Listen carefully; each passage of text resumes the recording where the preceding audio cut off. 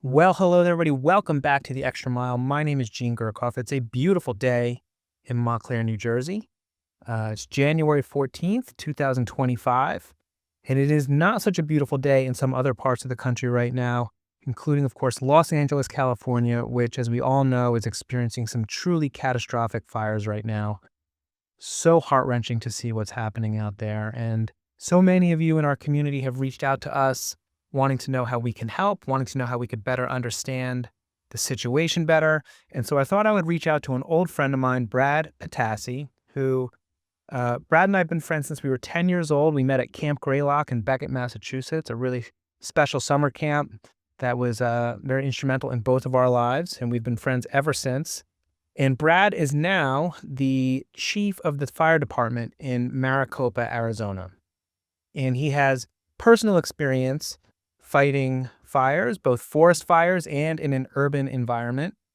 And I thought he would be able to share his experience, his perspective, his insight with us as to what's going on out there, what to expect going forward, and how we all might think about ways that we can help both in the immediate moment and going forward in the future, because as Brad shares with us, this is going to be a long haul. So want to thank Brad, as we used to say at Camp Greylock, GGR, which is our way of celebrating people. Big GGR to Brad for taking his time to share so much with us today. And big thanks to all of you for joining us and for your concern and for your desire to rise to the occasion and to help with what's going on in Los Angeles right now.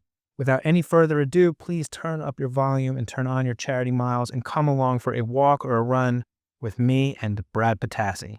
Every mile matters.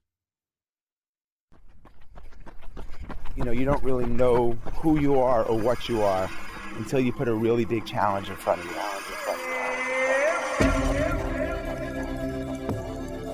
Fear is an asset and ally here to help you be magnificent. This crazy, silly, stupid idea to run across the Sahara Desert. You did make it this time, but you said if you didn't make it, you would try again and again. Everybody's connected to nature, connected to music, to their families, and now we're going to build a world that doesn't have racism and war and starving kids. I kept telling myself, run at it, and just keep smiling. All right, everybody. Thank you for joining us. I'm here with an old friend, Brad Pitassi, who, if you're watching this by video, I've never really recorded by video before, so this will be the first one that I record by video. So if you're watching the video, you'll be able to tell by his mustache that he's a firefighter. But he's more. You're the chief of the fire department, right? For Maricopa County, It's for the city of Maricopa. I'm now the chief of the department. I've been the chief here for a little over 2 years now. City of Maricopa in Arizona. Yes. And is that like a major city? Is that like a big It's city? just south of Phoenix. So we're a little south of Phoenix. What makes the Phoenix area unique is that, we're the 5th largest metropolitan area in the country. And yet we have about 28 different fire departments, but we operate as one. And so I represent the city of Maricopa, but I work with my colleagues across 28 other departments to do the greater Phoenix. We call it the automatic gate system, but the regional response system. That's incredible. So I actually don't even know this. Like, how did you become the chief of the fire department for like a pretty major city? I like to say it is the mustache, as you alerted to before. That is definitely part of the requirements for the job. I learned that early on, but no. So I moved out here from Boston in the early part of the 2000s, so 2002, and started working on the ambulance. I, like many others across the country, were deeply impacted by the events of 9/11, and I was on track to go to law school, and that changed my perspective on prioritization and service to others. And so I moved out to Arizona. I started working on the ambulance as an EMT. And then in 2006, got hired by the fire department as a firefighter. And through the course of my career, worked my way up to the ranks to the top spot as the chief of the department. So it's been a wild ride. It's nothing that I scripted or would have thought about, 20 years ago at this point, but it's been an unbelievable opportunity to serve. And, now I've gone from serving my community members out in the field working on the fire trucks to serving my firefighters. And so that's been incredibly rewarding opportunity to make sure that my men and women have what they need to get the job done. So you've been doing this for like 25 years, 24 years. Going on 22 years, 22 years. Yeah, it's been quite an adventure. What, if I recall, you have some experience with forest firefighting, right? I do. So I spent a decade working on the federal incident management teams at a type 1 level. And so what occurs across the country and what we're seeing in Southern California right now is that whenever there's a natural disaster or a man-made disaster, we have a response system in play across the country that can send resources to help those community in needs. And it's a tiered system. And the type 1, or what we now call complex incident management, is the kind of largest, most robust incident management team that can come in to help manage the response for local jurisdictions. And so I served 10 years on the Southwest area type 1 incident management team. And it was profound. So, I've been to almost every state in the western side of the country, a few out east, responding to fires and natural disasters. What is kind of serendipitous a little bit is the team that I was assigned to, and I'm still very close with, was actually the team that managed Ground Zero. Wow. So on September 12th, the team was en route to respond to assist the FDNY in managing the response in Ground Zero. It's a very little known fact. But for me to serve with a lot of the members that served on Ground Zero and then help the FDNY team with their incident management system as well was pretty profound. So when I got on the team, there's still a couple dozen responders from the incident management team that had operated on Ground Zero. And so it was a very kind of serendipitous moment for me to have that event impact the course of my life and then be able to serve with some of the folks that lent New York a hand was pretty remarkable and special for me. Well, I didn't know that. And I know that you have at some point like transitioned obviously into like the leadership communications, but you were like out there fighting fires. Yeah. Like, yep. So what is that like? What was your experience like doing that? It's incredible. And so, I'm very lucky to have experience on both sides of the fire coin, as we like to say. So, the majority of my career has been on the structure urban side, supporting 911 with, I was a paramedic for a long time. So I was responding to Mrs. Smith when she had a heart attack. And then, during the summers going out and working the wildfires, I started one fire. I was working on an engine out there supporting field operations. And within 24 hours, I got pulled into the management side to start working in that regard. And that's what shifted me into the incident management side. But it's incredible work. It's hard. It's arduous. It's long, 16, 18 hours. You're in the middle of, I would always say I worked on fires on, areas that don't even exist on most maps. But there is a huge sense of pride and there's a sense of ownership for the folks out in those communities, both on the structure side and the wildland side. They're two different animals, they're two different beasts, but it's just an incredible, it's hard to articulate what the experience is spending 14 days in the dirt, eating bad meals and leaving, with your face covered in dirt. You haven't showered in a week and yet you just feel like you're on cloud 9 because what you did mattered.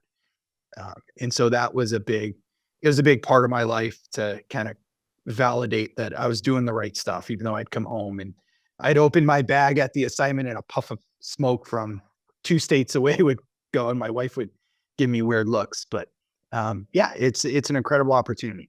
I mean, I cannot imagine. Is it scary? Like I'm like scared, like hearing about it.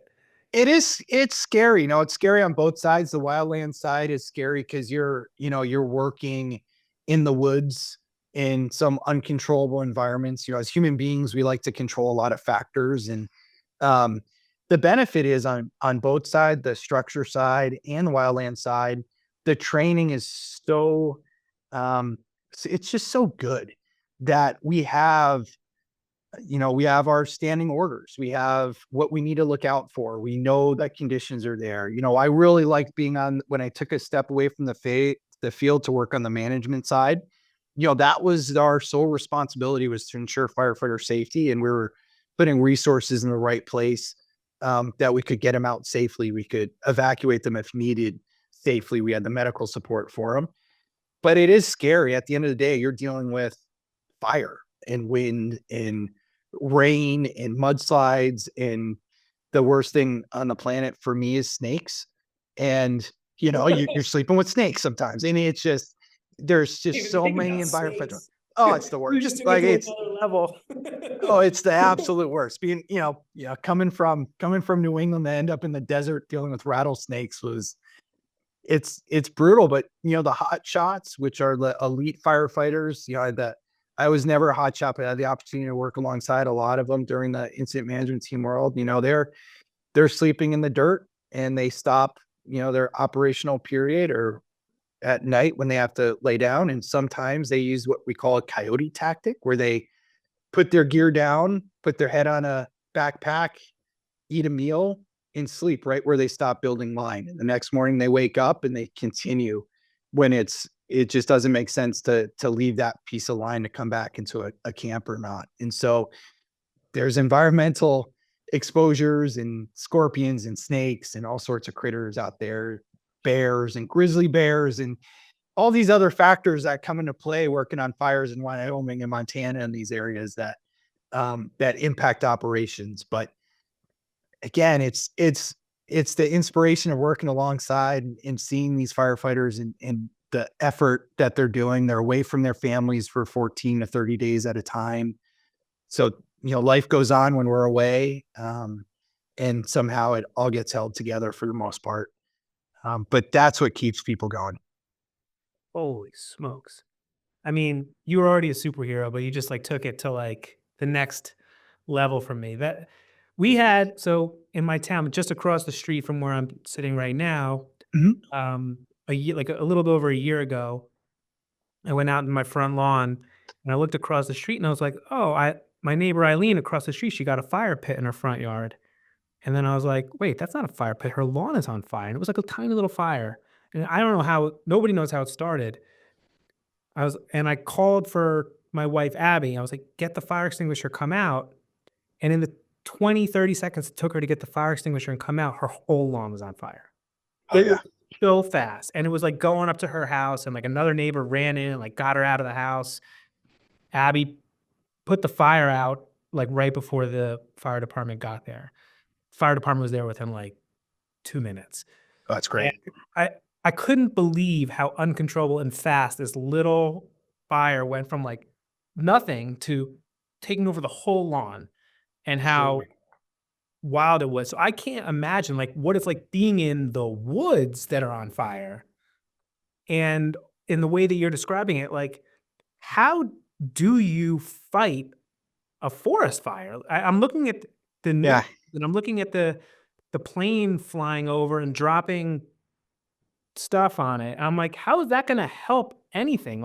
This fire is bigger than the city of Manhattan, and you're dumping a bucket of water on it from a plane or a helicopter. How do you even think about going about to contain or fight a fire like this?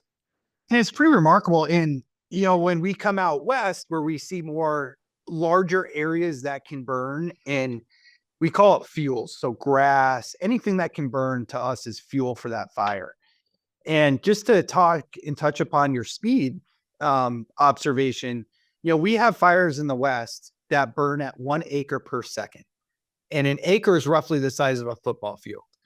So when an ember drops on a piece of land that's been drying out for decades, and it's aligned with wind, which is what we'll touch upon a little bit, which is occurring in Southern California right now, that fire is growing at a football field a second. And so what we do is we have to recognize where that fire is going and traveling. And, there's a lot of different members of an incident management team.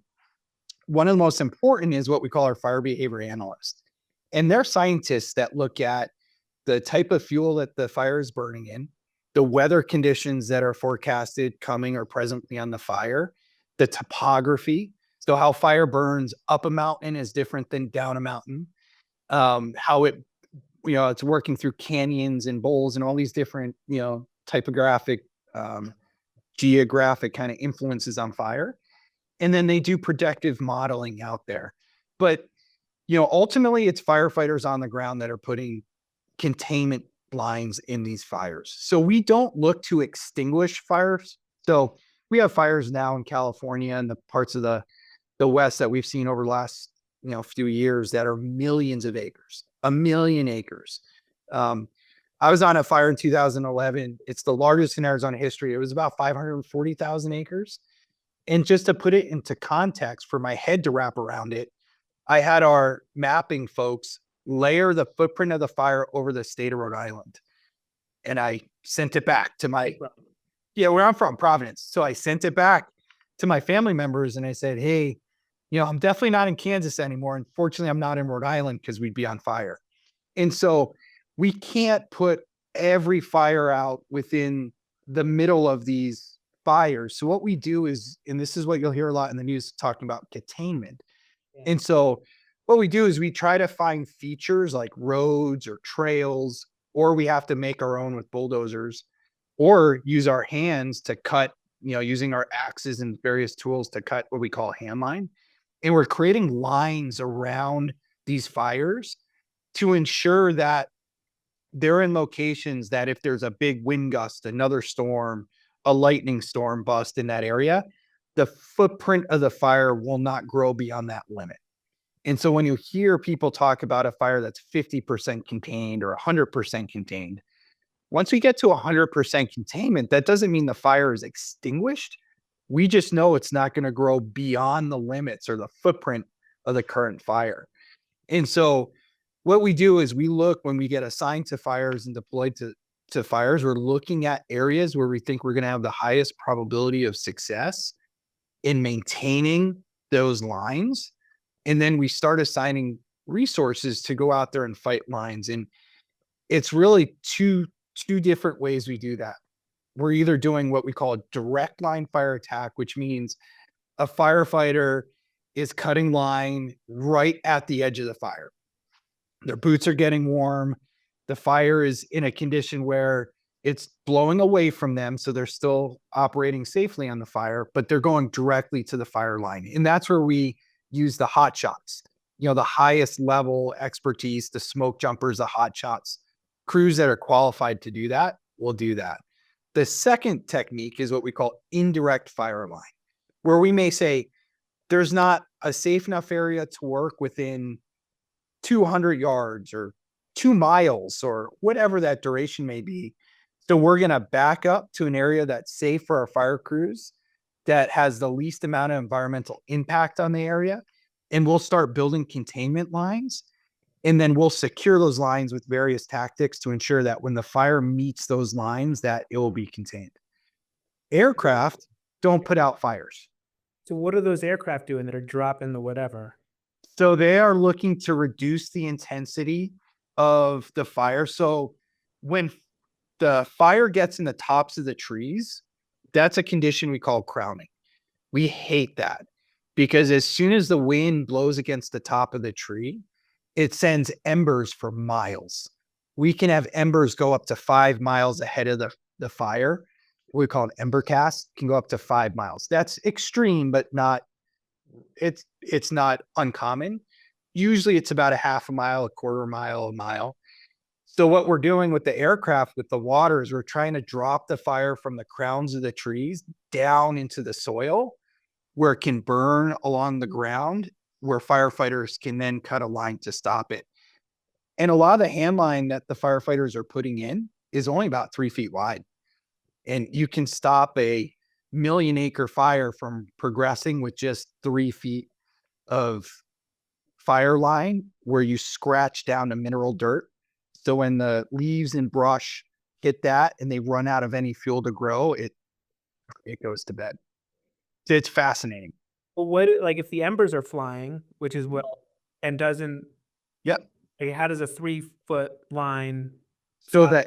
So what the aircraft do is as those embers are flying, right? So what we're trying to do is if the embers are flying and it's 3 miles away, we have to go 3.5 miles away, or we have to go 3 miles plus wherever it'd be safe. However, we want to prevent those ember casts and that crowning fire to even begin with. So you see that aircraft coming in with the water to dampen down those areas at the head of the fire, or hit the head of the fire itself to knock it down to the ground, so the boots on the ground can pick up that fire. Now they also use retardant. And so that's the red or blue product that's being dropped from a lot of the planes. And that retardant is just to slow the progress of the fire for the firefighters to be able to catch it as well. Hmm. So you guys, I mean, to use a hockey metaphor, you're looking to where the puck is going, Yep, where the puck is right now. absolutely. And it's within operational periods. So we're looking, where's this fire going to be in 12 hours, 24 hours, 3 days, 7 days, 21, 30 days out. And so we have long-term forecasts and planning that comes into play as well, because ultimately the teams leave and the local jurisdictions are left when it's at a point where it can transition back. And we want to ensure that they have all the data and all the information to carry a long-term strategic plan through that they can as well. And so we're trying to get constantly ahead of it, thinking, very far downrange. So we're recording this at 2:30 Eastern on Tuesday, January 14th. I think the last time I checked a few hours ago was like the Palisades fire was like 13% or 17% contained. Is that like how much contained do we need this to be to have any kind of comfort going forward? So, that's a great question. And it's a difficult question. And so I don't know the specifics of the Palisade footprint. I'm not operating there. However, I don't get too caught up on the containment numbers themselves. 100% containment is obviously what everybody's going for. But in some areas, 80% containment can be enough to protect the neighborhoods or the areas impacted the greatest for a long duration of time. That other 20% could be based on various factors of where the fire's potentially going and what it could impact. They'll still have resources on it until it's 100% contained, but there could be areas where it just may take so long to get there. It could be a season-ending event, which may be needed, which is either a snowstorm or a rainstorm that 1 or 2 fire engines and maybe a hand crew could monitor and patrol that until you hit the 100% mark. The biggest message that I always try to send out on fires that even if you're at 0% containment, that does not mean 0% progress. The firefighters working that Palisades fire, I may not be there, but I know those firefighters are working around the clock to get that area secured and controlled. And whether it be 13% today or 30% tomorrow, the amount of effort and energy going in from those firefighters is 100%. And so the community the message I always try to get out to the communities is it doesn't correlate with the amount of effort that's going on there to make sure it's done. There's just a lot of pieces of the puzzle before incident commander or the agency administrator who we all worked for feels that everything's in line to raise that containment number. But ultimately it's that amount of effort and work going on the ground that is of utmost importance to me is what I'm really looking at, the resources they have out there and what they're doing. I'm not sure how to kind of have two maybe slightly related questions. Well, I guess the question I would ask next is like, we're talking about like a wildfire and maybe that's in the woods and certainly Southern California and a lot of places, even like near us in New Jersey recently, there was some forest fires, but they weren't in like an urban area. So how does all of this, what you're talking about, get complicated or changed when it's in an urban area like Los Angeles? It's incredibly more complicated. In our world, we call this the wildland urban interface. And what we've seen over the past, few decades is that people are drawn to the most beautiful parts of the country and they want to live there. They want to get drawn and brought into nature. They want to get drawn into these coastal areas that are just absolutely gorgeous.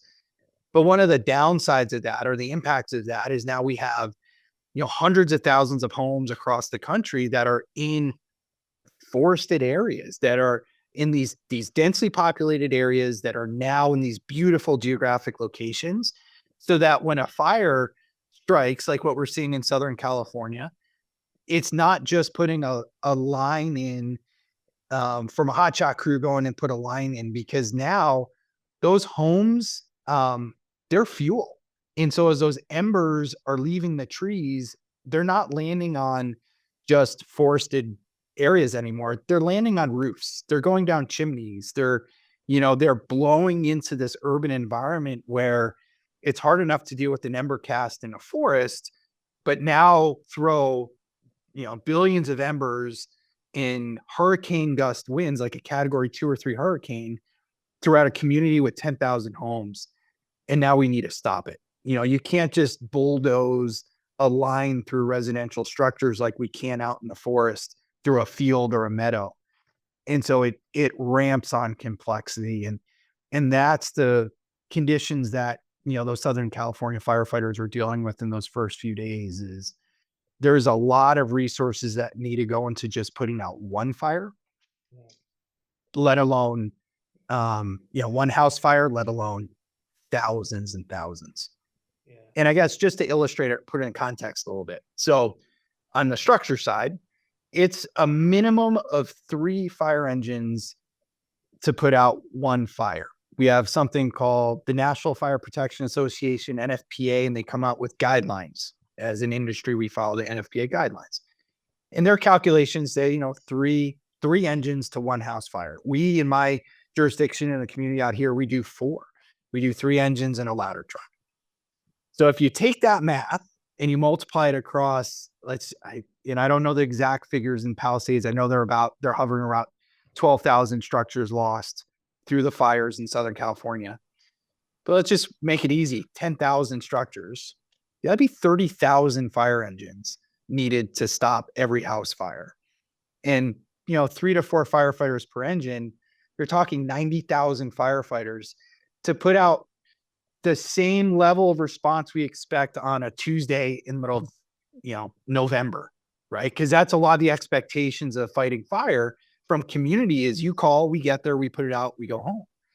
And as we multiply this with these urban interface fires, and we have not 1 or 2 homes involved, but thousands, there's just not enough resources in the country that would be able to be staged and ready to take on an event like what we're witnessing down in Southern California. You mean, how could you ever expect any city or jurisdiction to have the resources to take on a catastrophe like this? I remember when the fire across the street happened, they sent 2 trucks and a couple police cars came, and I was talking to them, like, how many fires do you see in a week here in Montclair, like where we live in New Jersey? And they're like, oh, we usually get 2 or 3 fires a week, which I thought that was a lot. But, they have 3 or 4 engines here, like firehouses here in Montclair around the town. Mm-hmm. And that's what they're able to handle, 3 or 4 fires a week that don't even come close to what you're talking about in Southern California, thousands of homes at the same time. I don't even know how any community could reasonably think about being prepared for that. And realistic, it's nearly impossible to be prepared for the scope of the devastation that we're seeing in Southern California. You fiscally, no community could afford to do it. And these are catastrophic events that fortunately aren't frequent. I think, and just off the top of my head, the only other disaster to hit this scale from a fire standpoint in recent history is the San Francisco fires, I believe, of 1906. 10,000 plus homes lost in a community due to fire is it's historic. And it'll be studied for decades and generations. However, our country is designed to help each other. And we do have the National Automatic Mutual Aid System that each state can come in and help lend equipment and resources and gear. And we see that unfolding in Southern California as we speak. It's the reason why we have these national incident management teams that, are assigned to geographic regions, but can go all over the country to lend that, command and control aspect of dealing with the mass amount of resources on fires. And we have great interagency compacts that we all understand we cannot do it alone. A state cannot provide, the state of California cannot provide the resources to take care of this, because one thing that people forget about too is that in LA, while these fires are burning, people are having heart attacks, there are car accidents, there's other house fires, there's the day-to-day pressure on the 911 system that still needs to be, those challenges still need to be met. If you call 911, you need to have a resource respond to you.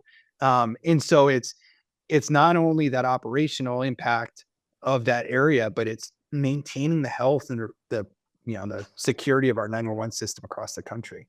So you'll see, there are firefighters from all across the country being mobilized to Southern California right now. And, that's the system working at its finest, but it takes 24, 72 hours for those resources to get boots on the ground and operations in play. Fortunately in Southern California, they have some of the most robust incident management systems and resources. So they were able to get there quick and respond and set up operations faster than probably almost any other jurisdiction outside of New York City.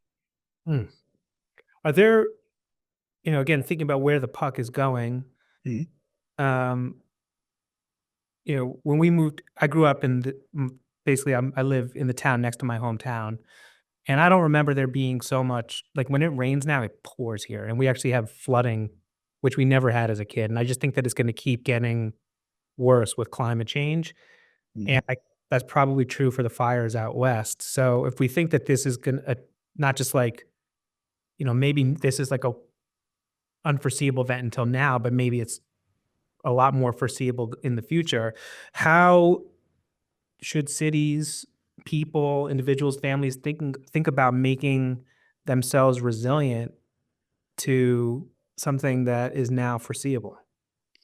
It's, there's personal accountability and understanding what preparedness means to each individual and just having a plan. There's a lot of resources out there across the nation talking about personal preparedness plans. And, what are you going to do within 72 hours in a catastrophe, right? It's, where's all my vital paperwork?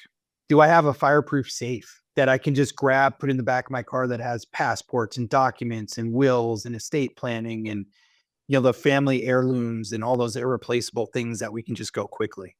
I always advocate people, I don't know anybody these days that don't, but if you have a lot of information on your computer, ensure that you have a hard drive that every once a month or once every few months, you just download your hard drive to a external drive, put it in a fireproof safe. So that way you can have a little semblance of life if you lose your computers in a fire, because realistically, whether it's your individual home that's burned or your entire community that's burned, you're still personally impacted by that loss the same way. It'll be longer for your community to recover, obviously, but personally, the impact of an event is catastrophic. And there's a lot of those irreplaceable things that we care about as firefighters that we know that everybody can lose. I was on a fire years ago, and this community in Washington was just it was 500 homes, and they just kind of got wiped off the planet for one of those fast moving fires. And I remember being with the homeowners and standing up on their ashes. And the one thing that they were most upset about was they had a Monopoly, one of the original Monopoly games that had gone through generations of this family, and it's gone. Right. And so when we're around the community members that are grieving in these losses, it's not so much the structure of the house or building, it's the contents inside, right? It's the printed pictures from the wedding in the 60s. It's the family heirlooms that melted. It's the Monopoly games. It's the things that we just can't replace. And so as firefighters, we recognize that. So if we have fire, we're ripping pictures off walls, bring them in the front yards, and we're trying to get the pills that you need if, they're all done. But ultimately, back to your point, we all need personal plans on, all right, what is the most important things in our lives that we cannot replace that can fit into some sort of a fireproof safer box? And just having that plan and putting those actions together when the recovery phase happens after an incident, because all incidents end, all fires go out, all hurricanes pass, all, high tides, recede. How can we get back on the horse the quickest? And like I said, there's a lot of resources out there. FEMA has some great resources that you can look into for personal preparedness kits. I don't go overboard. I don't subscribe to needing a bunker in the middle of the woods for that. I never got into that, but I do like knowing I can grab something quickly if there's a lean to it. Now that I could get into a prepper's lean to for sure. But I think we all can do little things in what we call the blue sky days. I think we all can do little things that will help our recovery in case we're impacted by it. What about from like a community level or a city level? Should cities be thinking about designing themselves with these lines already cut into them? Like, is that even possible to think about? Like, all right, we're going to design make sure that our city has some pre-existing lines so that if a fire happens, it doesn't keep spreading in this way? So you see that occurring out west. So there's programs in place called Firewise communities, and they establish guidelines in your community that, you want to clear all brush around your house for 100 feet. You want to make sure that there's no trees touching your roof line, and all these different proactive measures that we can take, kind of living out west where we can mitigate the chance of fire coming through. And I've been on dozens of fires that you've seen the direct impact. There's great pictures of a Firewise house surrounded by black burnt areas and unfortunately neighbors lost, where that Firewise house is pristine because they did everything they needed to create these buffer zones for the fire. I think you also have to mitigate to your probability of risk too, right? So, just outside of Hartford, Connecticut this year, they had a wildfire. The FDNY incident management team was deployed to Connecticut. And I want to say and I may be off a little bit, but it was about 150 acres, which is significant in Connecticut. Now, I don't think every community across the nature needs to be putting in, containment features and lines, but every community is impacted by different disasters. So that definitely needs to be part of the community's emergency management plans and action plans to do it. From a community member standpoint, there are great programs out there. One of them is called a Community Emergency Response Team. It's a federally backed program, and it's an opportunity for community members to get trained in disaster response. So it's neighbors taking care of neighbors. And they're called CERT teams for short, but these CERT teams get deployed to disasters in and around their communities. And they do everything from basic first aid. When all the first responders are working on fires and there's still some injured, they can do basic first aid. They do disaster assessments, so they can go into neighborhoods and start, accounting for homes that are burned or stood up, or where the water lines impacted communities dealing with flooding or hurricanes. And, they'll secure gas lines. And so it enables community members to have the tools and resources to be able to take care of their neighbors in the aftermath of these disasters. And I've seen those be extremely effective in communities impacted. So there are things that communities can do, both from a civil engineering standpoint, looking at the fire codes, and, some areas you need metal roofs because, shingle roofs are fuel for fires. But I think personally on more of that community member level, getting engaged in some of those civic, preparedness organizations like CERT, and if your community doesn't have one, kind of talking to the right folks to start one, because they are great resources when needed. Oh. So I guess also looking, again, another same hockey metaphor where the puck is going. You were talking about like the models and how you guys are looking far ahead to see where this is going. And So do you have any forecasts as to where this is going and when hopefully things will be contained enough to breathe a sigh of relief? Are you talking about in Southern California Yeah. or Something just in, like or that. just in In Southern general? California, in LA. So I don't have the specifics of Southern California, but I know that there are factors coming into play over the next few days that are going to weigh heavy on those incident management teams. Clearly, those Santa Ana winds are troubling for us. And what those winds are is most winds come from the ocean up on land and into, California, kind of headed out east. The Santa Ana winds are in reverse. They start in the Great Basin part of our country. So like Northern Arizona, Utah, Nevada, and then they blow from that high pressure area out to they're drawn to the low pressure area off the coast of Southern California. And what occurs is as they cover that land, the winds speed up, they dry out, and they heat up. So these Santa Ana winds are hot, dry winds blowing in the opposite direction off the coast. And so what makes it complicated for firefighters is they deal with winds coming, inland during the mornings and then as the Santa Ana winds blowing. So there's wind in every direction, which is pretty catastrophic. I know the firefighters have some Santa Ana winds forecast in the next few days from that. So hopefully they can get through there. It'll be quite some time before those fires are deemed contained. It could be weeks on out. Wow. But that leads into the second complication of any wildfire is the flooding. So, coming into rainy seasons, what fires do is they burn all of the natural features that absorb and stop and contain some mass flooding and rainfall. So in the forest, it's the twigs and the brush that kind of hold up, absorb a lot of that water and go. And so when you have a high intensity fire, you're pretty much glassing that dirt, and it just leads to flash floods.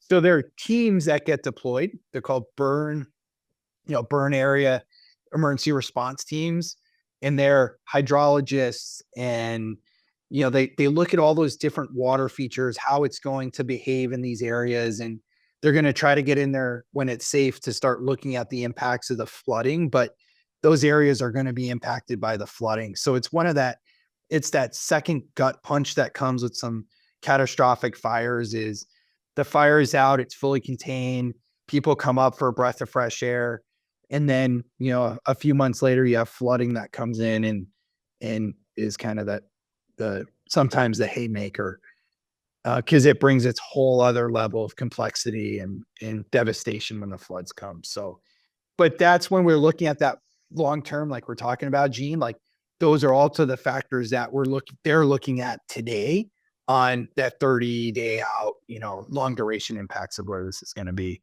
to try to get that mitigated, as best they can. I say we, but really the people out there are in this for the long haul. Mhm. Like this is not something to expect any kind of near-term comfort on. No. These are catastrophic, long duration, traumatic events for those communities.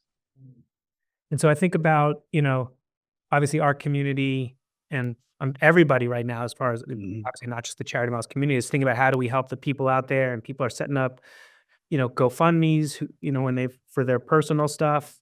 And there's some great charities out there that are on the ground. Like, how do you think, what have you seen that you would recommend for how to either support, the people out there that are going through this, and also the firefighters? Because I would love to hear like your perspective on what they're going through, and I'm sure they're experiencing a lot right now. And how can we support them? Absolutely. Starting first with supporting the charities that are out there with, the boots on the ground, getting things done. Obviously, you have the big names. You have the American Red Cross. You have, one of my personal favorites is Team Rubicon, which are veterans that get deployed to disasters. I've worked with them on a lot of fires, incredibly impressed with their work, but more importantly, their mission. And I've seen the impact that response has on the veterans that are deployed to engage and have that call to service back. It's kind of like plugging in, and re-energizing them. There's a lot of religious groups out there as well that are drawn to these disasters to help. My recommendation is vet the charitable organizations. There's an underbelly of these natural disasters where, there are people out there looking to make a quick buck and looking to capitalize on other people's grief. And that's disgusting, but it's reality. So whatever's drawn the individual, and obviously your community with Charity Miles is at the forefront of giving and charity and giving back. And the remarkable work that you all have done over the years it's inspiring. Just vet who you're doing it, vet where it's going. A little bit of due diligence goes a long way, because these communities will be impacted by it. Yep. The firefighters, it's a little different call. There's a lot of people that want to donate stuff to firefighters, socks, energy drinks, whatever it may be. These firefighters are well supported with the incident management teams that are working on these fires. And realistically, where the support needs to come in isn't today and tomorrow. It's through mental health, resiliency, and now, unfortunately, cancer years down the road, right? So there's always that big influx of what can I do to help? What can I do to help? And then 5-6 months later, when everybody's kind of reset and things are back to life, that's the forgotten page in all first responders. Is we have to remember that these men and women were in a firestorm for 24 probably plus hours with limited resources, limited capabilities to impact change. And that's going to take a mental toll. It will take a toll on these first responders. The other side of it is, they were also exposed to known carcinogens that cause cancer. Cancer is the number one cause for line of duty deaths in this country right now. And we just had thousands of firefighters exposed. It's bad enough to be exposed to one house fire and the known carcinogens that are burning, let alone thousands and 10,000s. And so firefighters need long-term help with mental support, resiliency, and they need help right now with the firefighter cancer support research and what's coming down the pipe there. And so, And you let people know you had your own experience with that as well, right? yes. So, yep. So I'm a cancer survivor. I can comfortably say now at this point, I'm very excited about that, but I was diagnosed with thyroid cancer in 2023. And what made my cancer unique was I had the ability, working with some of the best doctors in the world, who I now call friends, that we were able to send my tumor to UMass Lowell right outside of Boston. And there's a specialty lab that tested my tumor, and I had carcinogens in my tumor. So it wasn't genetic. It wasn't, some of the other things, but there's a very high probability that mine was occupationally caused from the exposure to what I get exposed to, both in the wildland arena and more significantly what we're exposed to as well in the structure world. So, firefighter cancer kind of has been rocking us. We unfortunately just had a fatality in a neighboring community of ours. Scott Latham just got laid to rest earlier this month from an occupational cancer as well. And this is what the fire service is battling right now. And like I said, the firefighters in Southern California that are experienced what they've been exposed to a gross amount of carcinogens, as is the whole community. But you're taking a population that already has an elevated risk of cancer and just amplifying it. And so what we need as a fire service is, the continued support from the researchers. And, I work for the Firefighter Cancer Support Network, which provides care to firefighters struggling through it. They were instrumental in my journey through that. And I still have my mentor that was assigned to me, that we still talk to quite frequently. And, but the firefighters need that, and in this case specifically, when, there's rumors and conspiracies, and firefighters are hearing all that as well. And so, we hear that, they weren't doing anything, or we're the firefighters, or this and that, and I empathize with those firefighters that were on those street corners for 24 hours a day, looking at neighborhoods that were completely burned, and they couldn't deploy in some of these areas. And when you have a small amount of resources, we have to triage communities like we do multiple patients, where if you only have a certain amount of resources, we have to be allocating them in areas that we're going to have the highest probability of success. And I'll tell you what, for firefighters that are trained in putting out fires, dealing with emergencies quickly, the start and stop of a structure fire, residential fires, probably, about 45 minutes.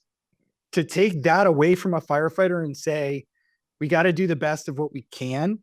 They know pictures are burning in those homes. They know pets are in those homes. They know that there's potentially people in those homes. It will come at a cost. And they're going to need that support with resiliency. And so it sounds kind of cheesy, but thank yous go a long way.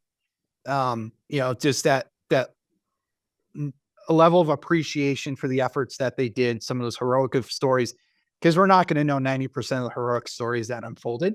But that appreciation, and then finding the charities that people align with personally, that, they see the outcomes that can prove where things are going.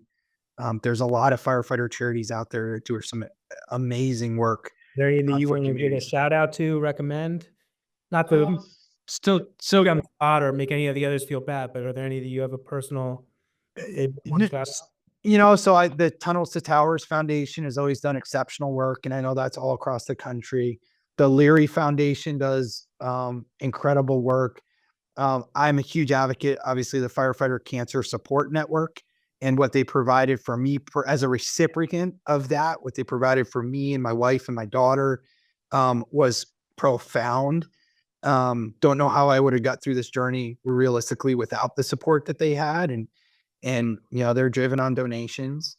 A lot of the local jurisdictions, a lot of the unions have firefighter charities that people can look into. I'm sure LA City and County in those areas have very specific firefighter charities. All that money goes directly to those members impacted.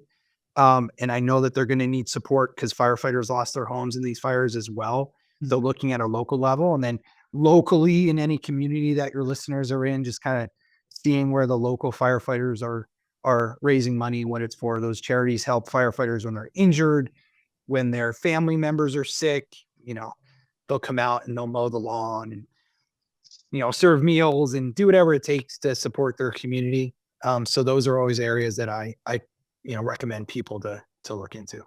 Amazing.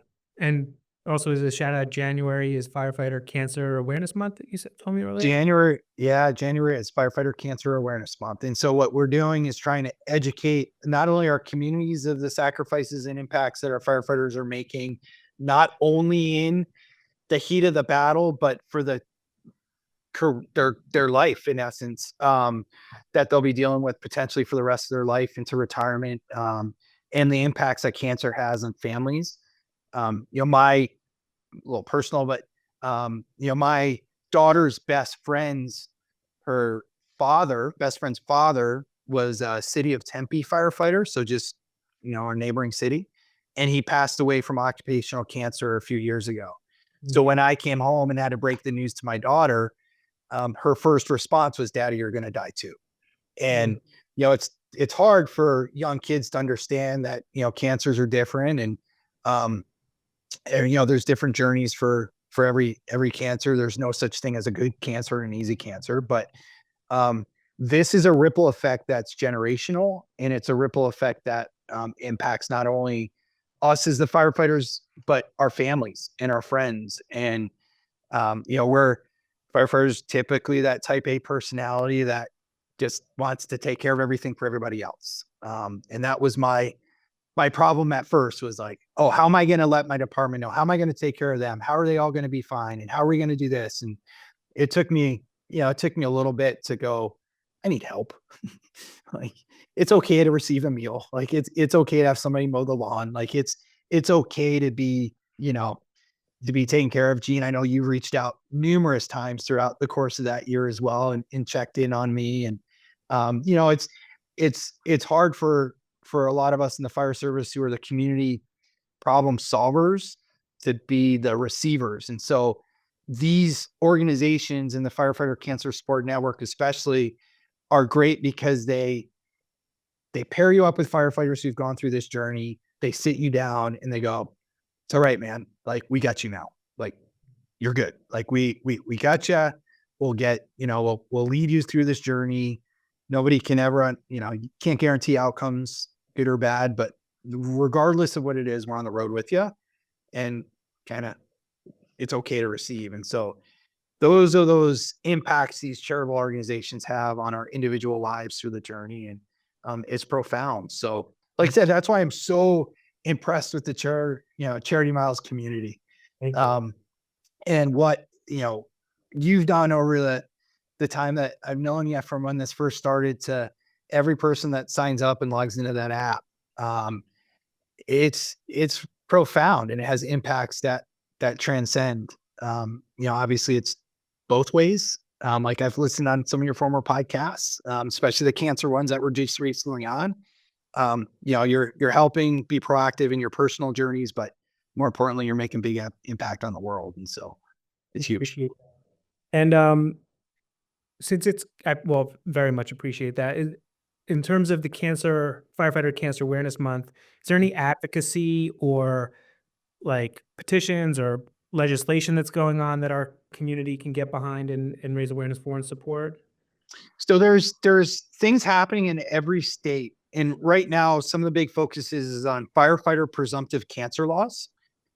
Each state has different parameters on what they consider presumptive cancers. So firefighting was classified as a carcinogenic job by the World Health Organization. OSHA recognizes it as such as well, by the amount of carcinogens we're exposed to on a daily basis as a course of our work. States across the country have taken different interpretations of that. For instance, my cancer is presumptive in some states, but it's not presumptive in the state of Arizona. Yeah, I'm working on it. Federally, the federal firefighters are covered for some presumptive cancers, but not all. And so, it's reaching out to the local, to the fire service and the local resources in each state to see where they're at with their presumptive cancer laws, or what battle the firefighters are engaged in from that standpoint of cancer, mitigation, prevention, because it's different across the country. And just learn, the big things we're advocating for are simple ways that we can reduce the risks. For instance, when a firefighter comes out of a fire, we know if they get sprayed down and scrubbed with a little bit of soap and water, it can greatly reduce the amount of carcinogens they're exposed to when they take off their gear. Right. So there's Firehouse Subs has provided grants for 5-gallon buckets, Dawn soap, and a scrubber for decon procedures. There's research going all across the country, University of Arizona, University of Miami. I've participated in our cancer study for UMass Lowell, North Carolina State, Illinois, that it's called a Firefighter Cancer Research Group, I think it is. But they're the leading researchers putting together resources to get it done. And so it's a very state level issue being addressed in different ways. So I'd highly recommend folks that are going to be listening to this podcast that are interested in finding ways to help protect firefighters and ensure healthy careers and lives for them, just to reach out to the local fire departments to see what's most pressing for them and the resources they need to help mitigate cancer. Because there's things we definitely can do on the fire ground to reduce the exposure to firefighters. Sometimes it comes with a cost, but that's a way a community can help raise funds to do that. Simple things like we wear Nomex hoods to cover our ears and hair and neck and throat. Having 2 Nomex hoods for every firefighter enables us to wear one hood in a fire, take it off, wash it, and then put a fresh one on. Because we know that is one of the ways that thyroid cancers are prominent, because the old hoods used to suck right to our throats. and yet it's a very thin barrier between the smoke and soot. And you'd wring them out and they'd be black.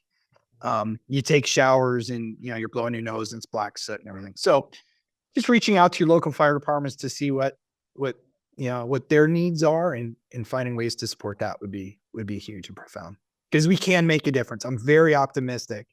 As kind of grave as the numbers are now, I'm very optimistic that between the science community, our community members at large, and our firefighters being proactive in it, that we're going to start turning the corner on this.